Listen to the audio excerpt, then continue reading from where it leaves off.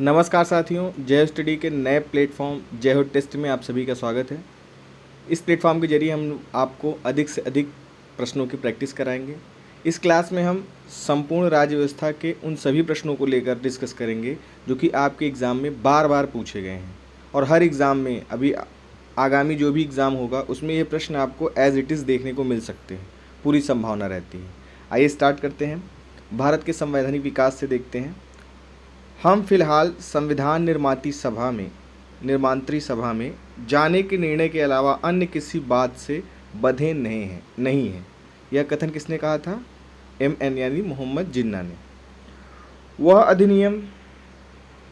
अधिनियम जिसके द्वारा ब्रिटिश संसद ने चाय और चीनी के साथ व्यापार को छोड़कर ईस्ट इंडिया कंपनी के भारत के साथ व्यापारिक एकाधिकार को समाप्त कर दिया था, तो कौन था?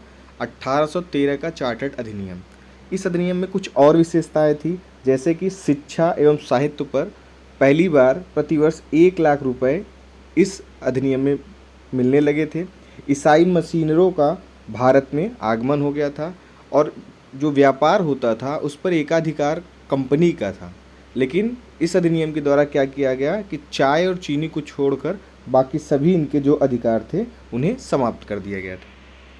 ब्रिटिश भारत में जहां 1937 में भारतीय राष्ट्रीय कांग्रेस का मंत्रिमंडल नहीं बना, वह कौन था? बंगाल और पंजाब। ठीक है, तो बना कहाँ कहाँ? जो 1937 का चुनाव हुआ था उसमें 5 प्रांतों में कांग्रेस ने पूर्ण बहुमत अर्जित की थी। वो कौन थे? मद्रास था, संयुक्त प्रांत था, मध्य प्रांत था, बिहार और उड़ीसा। लेकिन अपनी सरकार इन्होंने कहाँ गठित की थी? 6 प्रांतों में, उसमें मुंबई भी शामिल था। ठीक है, आगे बढ़ते हैं। 1935 के अधिनियम के तहत कराए गए विधानसभा चुनाव में कांग्रेस ने पूर्ण बहुमत नहीं प्राप्त किया। वही बात बंगाल। ब्रिटिश सरकार का वह अधिनियम जिसने पहली बार भारत में शिक्षा के लिए 1 लाख के ऊपर हमने चर्चा कर ली, किसमें दिया गया? चार्टर अधिनियम 1813। सबसे लास्ट चार्टर अधिनियम कौन है? 1853। इसी चार्टर अधिनियम के अंतर्गत पहली बार खुली प्रतियोगिताओं का आयोजन किया गया था। ठीक है, भारतवासियों को अपने देश में प्रशासन के कुछ हिस्सा लेना संभव बनाने वाला अधिनियम कौन था? Charter act 1833। तो चार्टर्ड एक्ट 1833 पहला ऐसा था जिसमें कुछ हिस्सा लेना संभव बनाया था। और इसकी क्या विशेषता थी कि इसी अधिनियम के अंतर्गत परिषद में एक चौथा सदस्य शामिल हो गया था, विधि सदस्य। और पहला विधि सदस्य कौन था? Lord Macaulay. ठीक है, और दूसरी बात क्या है इसकी कि जो बंगाल का गवर्नर जनरल था अभी तक, उसे अब भारत का गवर्नर जनरल बना दिया गया था। लॉर्ड विलियम बेंटिंक पहले भारत के गवर्नर जनरल बने थे। और इसमें क्या था कि जो चीनी और चाय के साथ एकाधिकार बना हुआ था उसको भी अब इस अधिनियम के अंतर्गत व्यापारिक एकाधिकार को पूरी तरीके से समाप्त कर दिया गया था। इतने फैक्ट आपके पूछे जा सकते हैं, एडिशनल भी हमने शेयर कर दिया आपके साथ। केंद्र में द्विसदनी विधायिका की व्यवस्था की गई, किसमें? 1919 के अधिनियम द्वारा केंद्र में। ठीक है, और इस 1919 की क्या विशेषता है कि प्रथम बार यहाँ महिलाओं को पहली बार मताधिकार का अधिकार प्राप्त हुआ था, मत देने का। और एक बहुत महत्वपूर्ण पूछता है 1909 का मार्ले मिंटो सुधार। उसमें जो बहुत बार पूछा गया है कि मुसलमानों के लिए पृथक निर्वाचन मंडल की व्यवस्था 1909 में की गई थी और 1919 में सिख हो गए, एंग्लो इंडियन हो गए, ईसाई हो गए, यूरोपी हो गए, इन लोगों के लिए भी पृथक प्रतिनिधित्व का प्रावधान यहाँ कर दिया गया था। ठीक है, जो प्रांतीय स्तर द्वैध शासन बनी थी उसे 2 भागों में बांटा गया था, एक था आरक्षित और एक था हस्ताक्षरित।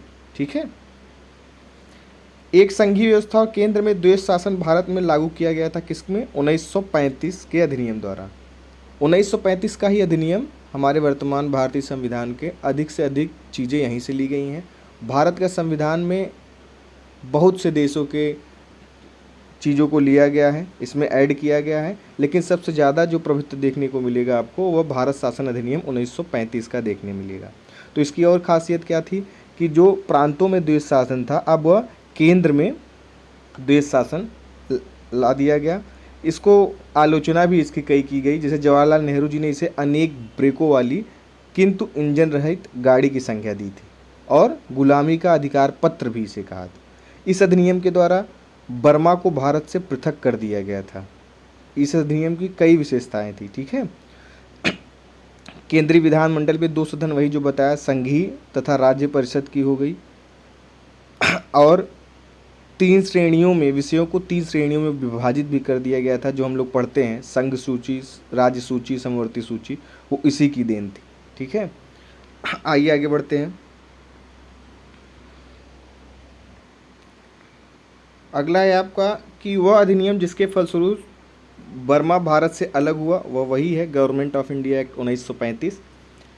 एक भारत शासन अधिनियम 1935 में स्वीकार किया हुआ महत्वपूर्ण और अस्थायी अवयव नहीं है। उस समय कोई प्रश्न पूछा रहा होगा। देश के लिए लिखित संविधान। भारत में स्थानीय स्वायत्त शासन का जनक माना जाता है, तो किसे माना जाता है? लॉर्ड रिपन को। लॉर्ड रिपन के कई कार्य महत्वपूर्ण रहे, जैसे कि वर्नालुकस प्रेस एक्ट जो लॉर्ड लिटन ने पारित किया था, उसको इन्होंने रद्द किया था। उसके बाद कारखाना अधिनियम भी लॉर्ड रिपन के काल में पहली बार आया था 1881 में। पूर्ण रूप से जो जनगणना स्टार्ट हुई थी 10 साल के लिए, वो भी लॉर्ड रिपन के काल से ही स्टार्ट हुई थी। लॉर्ड मेयो के काल से 1872 में स्टार्ट हुई थी जनगणना, और 1881 में 10 साल के अंतराल पर जनगणना नियमित होने लगी। तो इतने फैक्ट आपको लॉर्ड रिपन से समझने चाहिए। भारतीय संविधान के वृहद होने का कारण क्या है? इसमें संघ तथा राज्य सरकारों का संविधान है। कि जो प्रश्न उस समय पूछा गया होगा वो उसी का जस्ट उत्तर है। और आप जानते हैं कि भारतीय संविधान में कई देशों के चीज़ों को लिया है। जैसे मूल अधिकार को अगर आप देखेंगे तो आपको कहाँ से लिया गया है? अमेरिका से न्यायिक पूर्वानुकूलन, अमेरिका से उपराष्ट्रपति का पद, संयुक्त राज्य अमेरिका से, ठीक है। अवशिष्ट शक्तियों की बात करें तो कनाडा से, शक्ति विभाजन की बात करें तो कनाडा से, राज्यपाल की नियुक्ति की बात करें तो कनाडा से, राज्य के नीति निर्देशक तत्व की बात करें तो आयरलैंड से, संविधान संशोधन की प्रक्रिया की बात करें तो दक्षिण अफ्रीका से, समवर्ती सूची का प्रावधान कहाँ से लिया गया? ऑस्ट्रेलिया से। आपात के दौरान मूल अधिकारों का निलंबन, ये ध्यान रखिएगा, जब आपात के दौरान मूल अधिकारों का निलंबन होगा तो जर्मनी से लिया गया। और आपातकाल की व्यवस्था कहाँ से की गई थी?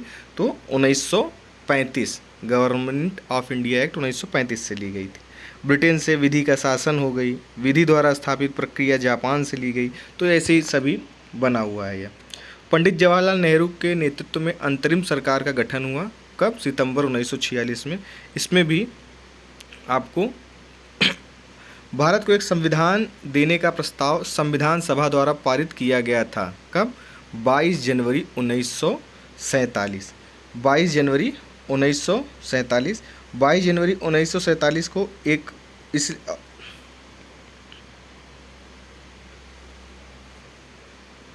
चीज़ के लिए और महत्वपूर्ण है।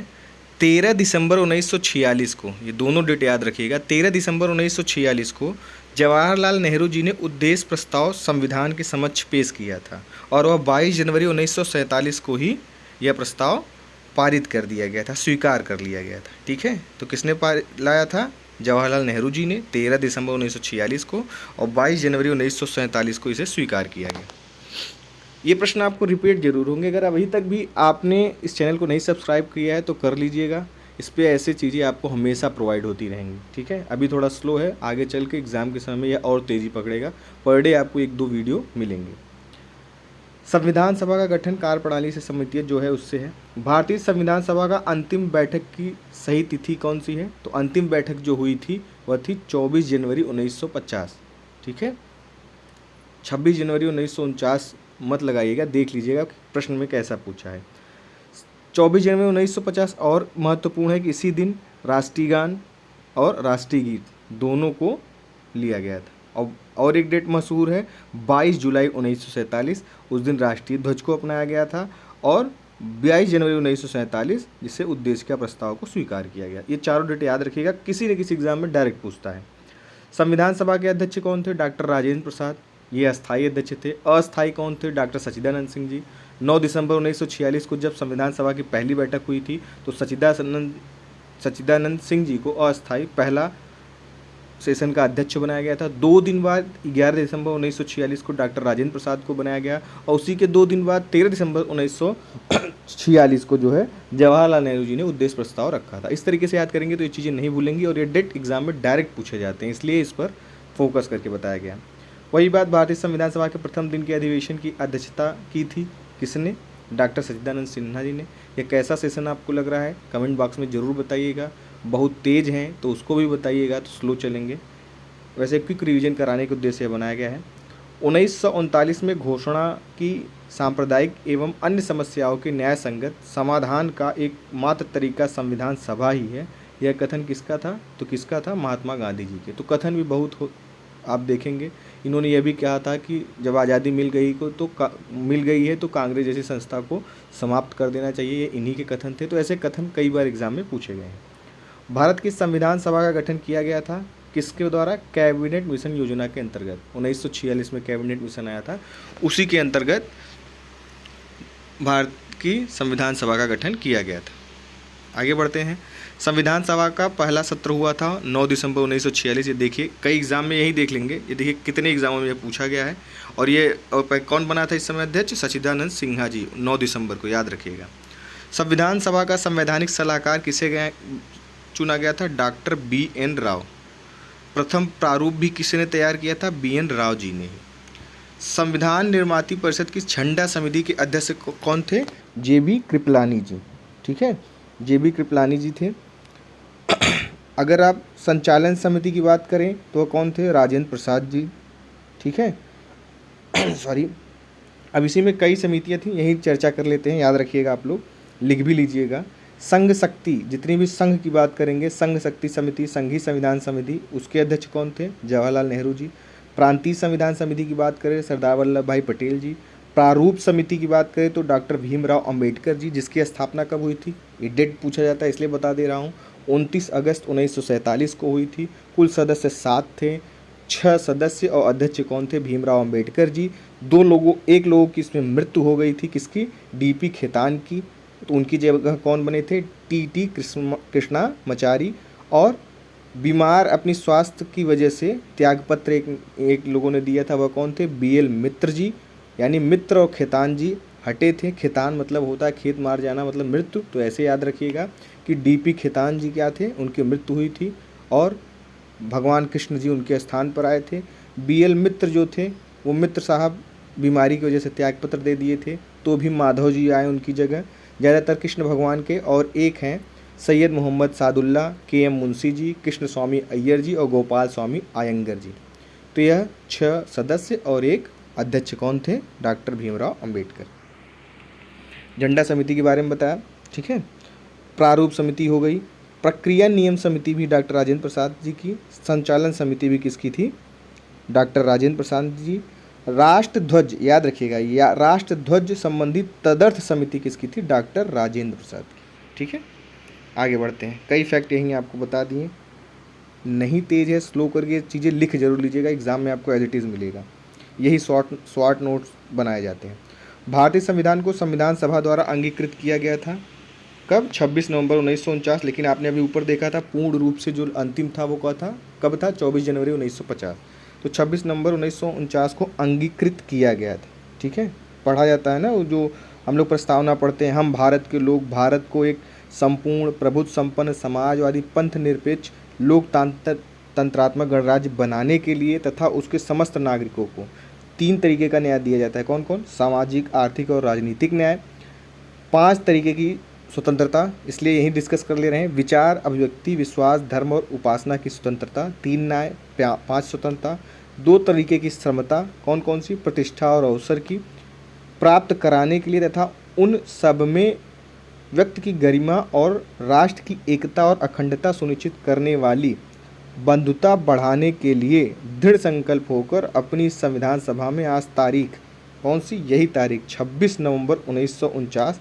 कई बार पूछा गया है किस सप्तमी में? तो शुक्ल सप्तमी में। कौन सा संवत था? तो 2006।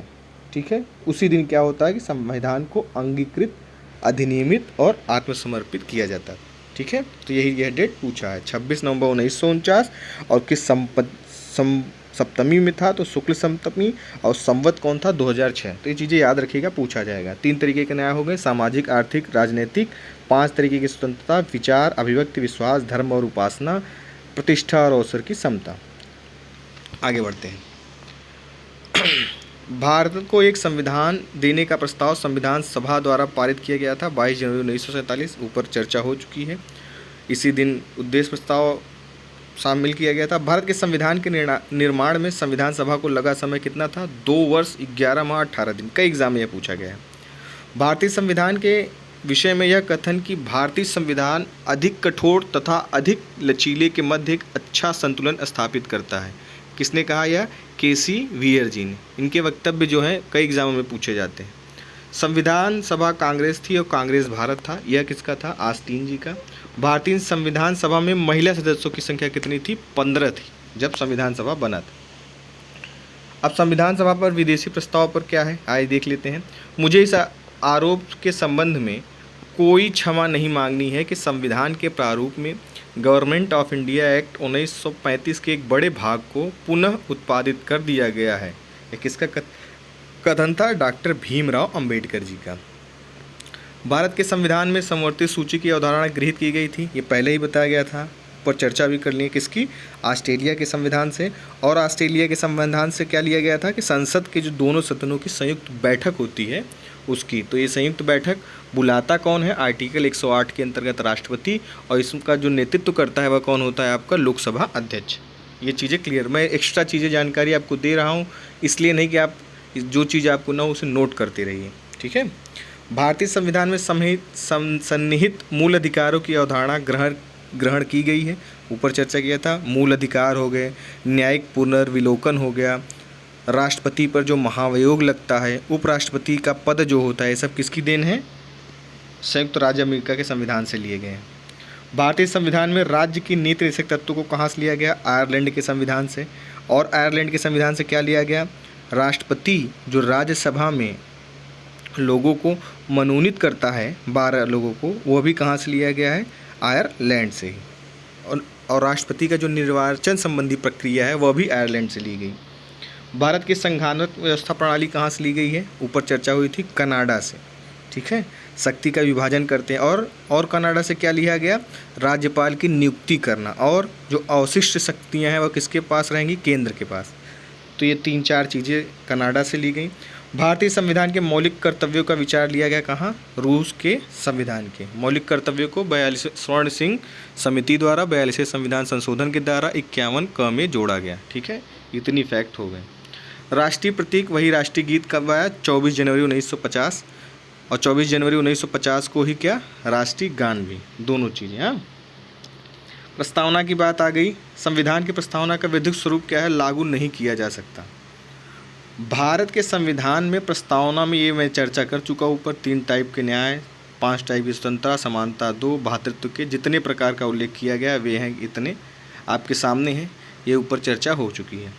भारत के संविधान की प्रस्तावना में 2 शब्द समाजवादी और पंथनिरपेक्ष जोड़े गए। कब? 42वें संविधान संशोधन द्वारा, ठीक है। तो ये कब? 1976। 42वें संविधान संशोधन 1976 के द्वारा यह जोड़े गए।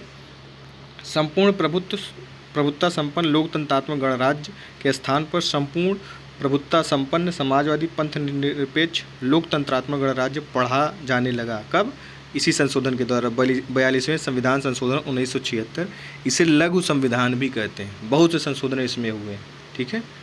मूल अधिकार फंडामेंटल ड्यूटीज भी आपने देखा, इसी से आया।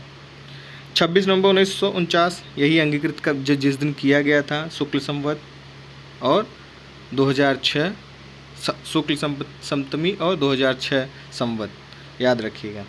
समाजवादी पंथनिरपेक्ष और अखंडता उस समय नहीं थे जब यह जोड़ा गया था। भारतीय संविधान की प्रस्तावना में वर्णन नहीं है आर्थिक स्वतंत्रता की। तो किसकी है? आपने देखा, सामाजिक स्वतंत्रता जो है वह है विचार, अभिव्यक्ति, विश्वास, धर्म और उपासना के। आर्थिक न्याय मौजूद है, सामाजिक, आर्थिक और राजनीतिक न्याय मौजूद है, 3 टाइप के। इस वाद में उच्चतम न्यायालय ने धारणा प्रस्तुत की उद्देश्य का संविधान का भाग है किसमें? बम्बई बनाम यूनियन ऑफ इंडिया। यह महत्वपूर्ण केस है, याद रखिएगा। भारत के संविधान में उद्देशिका का विचार लिया गया था कहाँ से? यूएसए के संविधान से। लाया किसने था? वो लाए थे जवाहरलाल नेहरू जी। कब? 13 दिसंबर 1946 को। और इसे स्वीकार कब किया गया था? 22 जनवरी 1947। बार बार इसे इस चर्चा कर रहे हैं क्योंकि कई एग्जाम में डायरेक्ट पूछा जाता है। ठीक है। भारतीय संविधान में संविधान की आत्मा कहा जाता है किसको? कहलाता क्या है? उद्देशिका। भारत को धर्मनिरपेक्ष राज्य वर्णित करता है संविधान की प्रस्तावना। इसी से पता चलता है धर्मनिरपेक्ष। धर्मनिरपेक्ष है क्या? कि इसका अर्थ होता है कि भारत में राज्य का कोई विशेष धर्म नहीं होगा। ये देखिए नीचे प्रश्न भी है कि भारत के संदर्भ में धर्मनिरपेक्ष शब्द का सही भाव व्यक्त करता है कौन? कि भारत में राज्य का कोई धर्म नहीं है। भारतीय संविधान के उद्देश्यों को प्रतिबिंबित करता है संविधान की प्रस्तावना ही। भारतीय संविधान की प्रस्तावना का भाग क्या नहीं है? राजनीतिक भाग नहीं है। भारतीय संविधान की प्रस्तावना में उल्लिखित नहीं है क्या? धार्मिक न्याय। न्याय आपने देखा ना, 3, सामाजिक, आर्थिक और राजनीतिक न्याय। देखिए कितनी बार रिपीटेड हुए हैं सब। भारतीय संविधान का दर्शन नहीं है साम्यवादी राज्य। अगला है भारतीय संविधान की 6ठी अनुसूची के प्रावधान किस राज्य पे लागू होते हैं? तो कितने, कहाँ पर होते हैं? त्रिपुरा, असम, मेघालय, त्रिपुरा, मिजोरम। 6ठी अनुसूची इसी से है। पहली अनुसूची की अगर आप बात करेंगे तो वह राज्यों के बारे में बताता है। दूसरी अनुसूची की बात करेंगे तो वेतन भत्ते वगैरह बताता है जितने भी आपके सरकारी वर्ग हैं।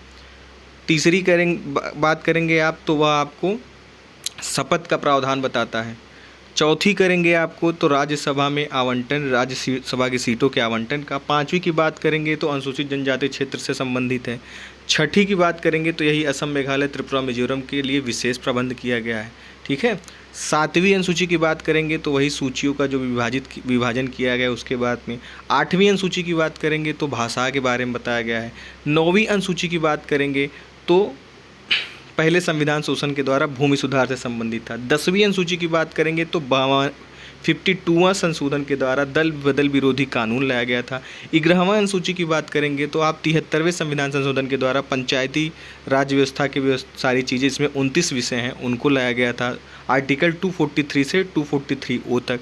12वीं अनुसूची की बात करेंगे तो 74वें संविधान संशोधन के द्वारा नगर निगम के या नगर पंचायत के क्षेत्र के बारे में बताया गया है, जो कि किसमें, उसमें विषय कितने हैं? 18 विषय हैं। तो इस सारी अनुसूचियाँ आपकी 12 यहीं डिस्कस कर दी। यहाँ एक पूछा, भारतीय संविधान का भाग 16 संबंधित है, कुछ वर्ग विशेष के लिए उपबंधित किया जाता है। 22 भाग हैं भारतीय संविधान में। है कितने? 395 अनुच्छेद व 12 अनुसूची। शुरू में 8 ही थे। पहले संविधान संशोधन और 52वें संविधान संशोधन, 73, 74वें संविधान संशोधन के द्वारा 4 और जोड़े गए तो 12 हो गए। भारतीय संविधान के प्रस्ताव में प्रयुक्त समाजवाद शब्द को निम्न अनुच्छेदों के साथ मिलाकर पढ़ने से सर्वोच्च न्यायालय को समान कार्य के लिए समान वेतन का मौलिक अधिकार परिभाषित करने की शक्ति प्राप्त हुई है। कौन कौन? अनुच्छेद 14 तथा अनुच्छेद 16। ठीक है। मौलिक अधिकार कितने हैं आपके पास? 6। समानता 14 से 18, फिर स्वतंत्रता 19 से 22, फिर शोषण के विरुद्ध 23-24, फिर धार्मिक 25 से 28, फिर वर्ग विशेष के लिए 29-30, उसके बाद उपचार से है आर्टिकल 32। ये आपके 6 मूल अधिकार आपको मौजूद हैं। उन्हीं के बारे में आगे जब डिस्कस करेंगे तो विस्तृत रूप से होगा। तो 14 हमारा क्या कहता है कि विधि के समक्ष समानता, यानी विधि का शासन ब्रिटेन से लिया गया जो कि, और 16वां क्या कहता है कि जो लोक नियोजन के विषय हैं उसमें अवसर की समानता की बात करती है। ठीक है।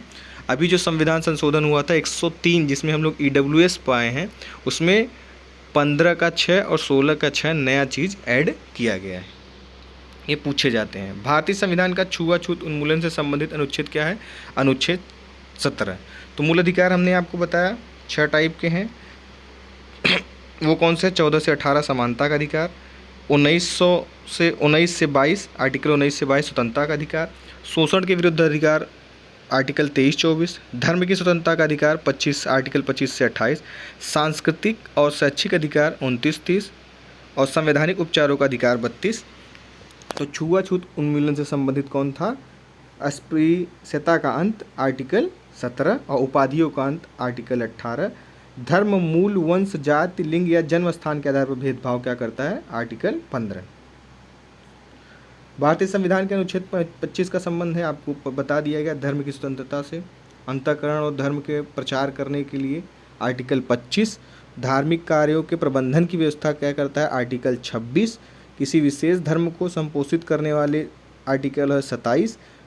कुछ शिक्षा संस्थानों में, ये याद रखिएगा महत्वपूर्ण, कई बार पूछा गया है कि कुछ शिक्षा संस्थाओं में धार्मिक शिक्षा या धार्मिक उपासनाओं में उपस्थित होने के बारे में स्वतंत्रता किसमें दी गई है, आर्टिकल 28। भारत के संविधान के अंतर्गत कारखानों में बालकों के नियोजन का प्रतिषेध करता है कौन, आर्टिकल 24, शोषण के विरुद्ध अधिकार। और 24 क्या करता है कि जो भी 14 वर्ष से कम आयु के बच्चे हैं उन पर नियोजन पर प्रतिबंध लगाता है, ये भी कई बार पूछा गया है। और आर्टिकल 23 क्या है कि मानव के बलात्श्रम या जो बेगारी खटते हैं या जो उनका व्यापार किया जाता है उस पर रोक लगाना। भारतीय संविधान का अनुच्छेद 40 राज्य को सार्थक कदमों हेतु परामर्श देता है। ये नीति निर्देशक, राज्य के नीति निर्देशक तत्व है, कल्याणकारी राज्य की व्यवस्था करते हैं। ये किसमें है, अनुच्छेद 40 में ग्राम पंचायतों के संगठन के संबंध में यह व्यवस्था की जाती है। तो राज्य के नीति निर्देशक तत्व किस आर्टिकल में है, आर्टिकल 36 से आर्टिकल 51 तक। आगे बढ़ते हैं। भारतीय संविधान के उद्योग के प्रबंध में कर्मकारों की भागीदारी का प्रावधान किया गया है, किसमें, आर्टिकल 43 के ए में। एक समान संहिता का प्रावधान कहाँ किया गया है, अनुच्छेद 44। ये सारे अनुच्छेद बहुत महत्वपूर्ण हैं। आगे है कि भारतीय संविधान में भारत की विदेश नीति संबंध है, आर्टिकल 51। कार्यपालिका से न्यायपालिका का पृथक्करण अगर बात करें तो आर्टिकल 50। और महत्वपूर्ण क्या है, राष्ट्रीय महत्व के स्मारकों, स्थानों, वस्तुओं का संरक्षण किसमें करता है, आर्टिकल 49। 42वें संविधान संशोधन के द्वारा 3 आर्टिकल जोड़े गए हैं जो महत्वपूर्ण है नीति निर्देशक तत्व में। वो कौन से हैं, आर्टिकल 39 क जो क्या कहता है कि समान अवसर के आधार पर न्याय देना और वह निःशुल्क कानूनी सहायता उपलब्ध कराना। दूसरा क्या है, आर्टिकल 43 का क जो आप अभी ऊपर पढ़े हैं, ठीक है, वो क्या है कि उद्योग के प्रबंध में कर्मकारों की भागीदारी के लिए उपयुक्त विधान बनाना, ठीक है। एक आर्टिकल और जोड़ा गया है, पहले 42 वाला देख लीजिएगा, आर्टिकल 48 का क वह पर्यावरण के संरक्षण व संवर्धन से संबंधित है। तो 42वें संविधान संशोधन के द्वारा 39 का, 43 का और 48 का को जोड़ा गया। और सहकारी समितियों का उन्नयन आर्टिकल 43 के ख में है, जिसे 97वां संविधान संशोधन अधिनियम द्वारा ऐड किया गया था। विदेश नीति 51, राष्ट्रपति की पुनर्निर्वाचन के लिए पात्रता दी गई है, किसमें, अनुच्छेद 57 में। पुनर्निर्वाचन यानी राष्ट्रपति कई बार निर्वाचित हो सकता है, ये किसमें बताया गया है, आर्टिकल 57 में। भारत में एक राष्ट्रपति होगा, आर्टिकल 52। राष्ट्र की कार्यपालिका शक्ति किसमें होगी, राष्ट्रपति में, आर्टिकल 53, ठीक है। ऐसे कई महत्वपूर्ण चीज़ें हैं। आगे बढ़ते हैं। महाभियोग द्वारा हटाने की प्रक्रिया किसमें है, अनुच्छेद 61। कहाँ से लिया गया, संयुक्त राज्य अमेरिका। भारतीय संविधान में यह उपबंध की मत बराबर होने की दशा में लोकसभा के अध्यक्ष का मत निर्णायक होगा और वह उसका प्रयोग करेगा, यह किसमें है, आर्टिकल 100 यानी अनुच्छेद 100 में। धन विधेयक को परिभाषित कहाँ किया गया, अनुच्छेद 110 में। भारतीय संविधान में न्यायालयों द्वारा संसद की कार्यवाही की जांच करना प्रतिबंधित किया गया, किसमें, अनुच्छेद 122 में। भारतीय संविधान में उच्चतम न्यायालय को उसके द्वारा दिए गए निर्णय अथवा आदेश के पुनर्विलोकन हेतु अधिकृत करता है, किसमें, अनुच्छेद 137 में। भारत और संयुक्त राज्य अमेरिका में ही न्यायिक पुनर्विलोकन की शक्ति है। भारत में सुधारात्मक याचिका उच्चतम न्यायालय में दाखिल की जा सकती है, कहाँ, अनुच्छेद 142, कोई त्रुटि हो उसके लिए। राज्यों में विधान परिषद के सृजन हेतु अपनाया जाता है, अनुच्छेद 169। भारतीय संविधान का अनुच्छेद 249 किससे संबंधित है, राज्य सूची के विषय के संबंध में संसद की विधायी शक्तियों से। क्षेत्रीय संबंध का सिद्धांत संबंधित है अनुच्छेद 245 से। आज के लिए इतना ही। अगर अभी भी आपने सब्सक्राइब नहीं किया है तो सब्सक्राइब कर लीजिए। जो भी महत्वपूर्ण चीज़ें होंगी यहाँ आपसे डिस्कस की जाएंगी। बहुत बहुत धन्यवाद।